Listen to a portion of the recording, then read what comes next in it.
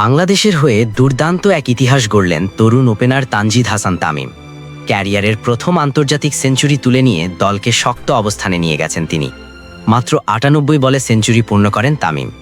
শেষ পর্যন্ত ১০৭ বলে করেন ১০৭ রান, যেখানে ছিল ৬টি চার আর ৭টি ছক্কা।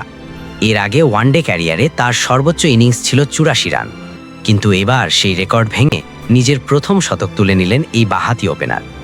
মিরপুরের শেরেবাংলা ক্রিকেট স্টেডিয়ামে সিরিজের তৃতীয় ও শেষ ওয়ানডেতে মুখোমুখি হয় বাংলাদেশ ও পাকিস্তান। ম্যাচটি ছিল অনেক গুরুত্বপূর্ণ, কারণ এই ম্যাচে যে দল জিতবে তারাই জিতবে সিরিজ। টসে ভাগ্য সহায় হয়নি বাংলাদেশের। টস জিতে পাকিস্তান বাংলাদেশকে ব্যাটিংয়ে পাঠায়।